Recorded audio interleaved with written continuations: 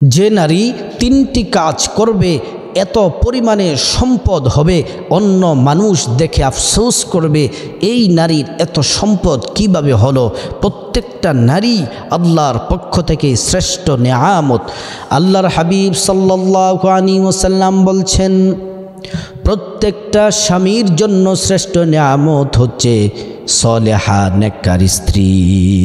একটা স্বামীর জন্য সর্বশ্রেষ্ঠ নেয়ামত হচ্ছে নেককার স্ত্রী।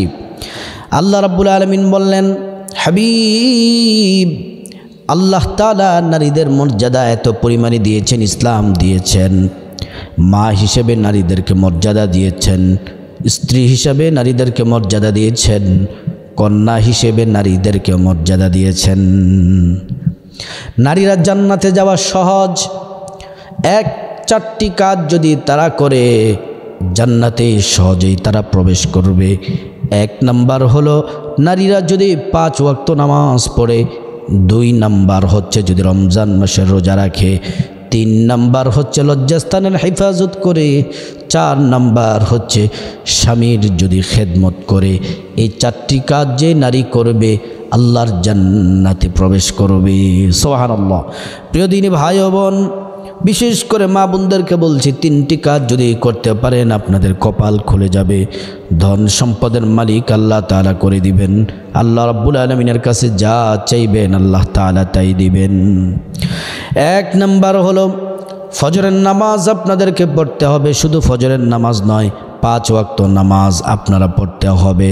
আল্লাহর রাসূল সাল্লাল্লাহু আলাইহি ওয়াসাল্লাম বলছেন, ফজরের নামাজের এত দাম, যারা ফজরের নামাজ পড়ে আল্লাহ রাব্বুল আলামিন তাদের জিম্মাদার হয়ে যান, তাদের দায়িত্ব আল্লাহ তাআলা নিয়ে নেন। তাদের বিপদ হবে না, মুসিবত হবে না, টেনশন হবে না, পেরেশানি তাদেরও হবে না। আল্লাহ রাব্বুল আলামিন সকল পেরেশানি বিপদ থেকে হেফাজত করবেন। শুধু তাই নয়, প্রিয় দিনী ভাই ও বোন, নারীদেরকে বিশেষ করে বলছি, আম্মা জান আয়েশা সিদ্দিকা নবীজিকে ফজরের নামাজের ফজিলত সম্পর্কে জিজ্ঞেস করলেন।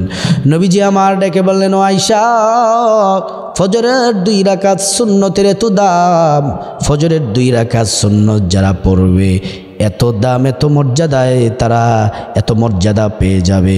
ফজরের 2 রাকাত সুন্নত হচ্ছে এত মর্যাদা। জমিন, এই জমিন এবং তার মধ্যে যা কিছু আছে, আসমান এবং জমিনের মধ্যে যা কিছু আছে, সবচেয়ে দামি হচ্ছে ফজরের 2 রাকাত সুন্নাত। এজন্য প্রিয় দিনী ভাই ও বোন, বিশেষ করে মাদেরকে বলছি, বোনদেরকে বলছি, ফজরের নামাজ পড়বেন। শুধু ফজরের নামাজই নয়, 5 ওয়াক্ত নামাজ পড়তে হবে। ফজর, জোহর, আসর, মাগরিব, এশা পড়তে হবে। বিশেষ করে ফজরের নামাজটা পড়বেন। 2 নাম্বার হচ্ছে সকল কাজের শুরুতে বিসমিল্লাহির রহমানির রহিম পড়বেন। প্রত্যেকটা কাজের শুরুতে বিসমিল্লাহ পড়লে আল্লাহর পক্ষ থেকে সাহায্য আসে, বিপদ চলে যায়।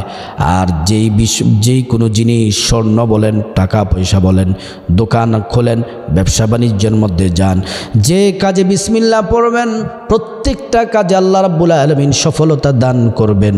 বিসমিল্লাহর মধ্যে 19টি হরফ আছে।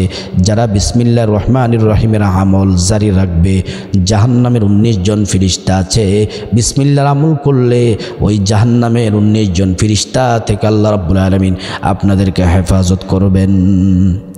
শুধু তাই নয়, বিসমিল্লাহির রহমানির রহিম যারা পড়বে আল্লাহ রাব্বুল আলামিন তাদেরকে মহা পুরস্কার দিবেন।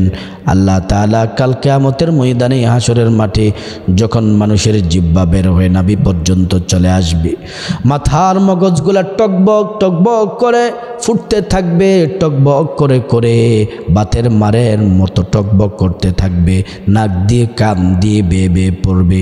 ওই কঠিন হাসরের ময়দানে বিসমিল্লাহ যারা পড়বে, নবীজি তাদেরকে হাউজে কাউসারের পানি পান করাবেন। আর গোটা হাসরের ময়দান তাদের আর কোনো পানির পিপাসা লাগবে না। এই জন্য বিসমিল্লাহির রহমানির রহিম বলে ঘুমাতে যাবেন, বিসমিল্লাহ বলে খাবার খাবেন, বিসমিল্লাহ বলে ঘর থেকে বের হবেন। প্রত্যেকটা ভালো কাজের শুরুতে বিসমিল্লাহ অবশ্যই পড়বেন।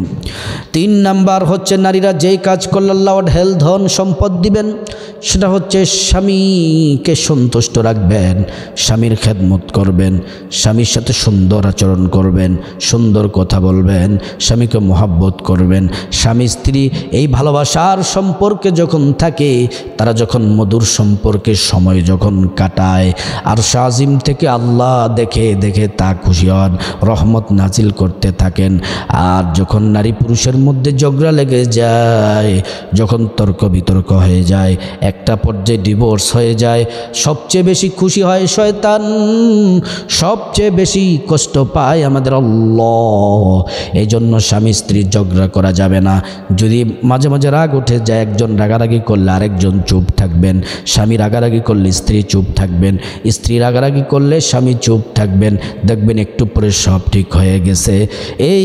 এই কাজগুলো যদি করতে পারেন আমার মা বোনেরা, আল্লাহ তাআলা আপনাদেরকে দুনিয়াতে সম্মানিত করবেন, আখিরাতে সম্মানিত করবেন, সকল প্রয়োজন আল্লাহ তাআলা পূরণ করে দিবেন, সকল বিপদ মুসিবত থেকে হেফাজত করবেন। আল্লাহ তাআলা আপনাকে অঢেল পরিমাণে ধন সম্পদ দুনিয়াতে এবং আখিরাতে আল্লাহ তাআলা দান করবেন।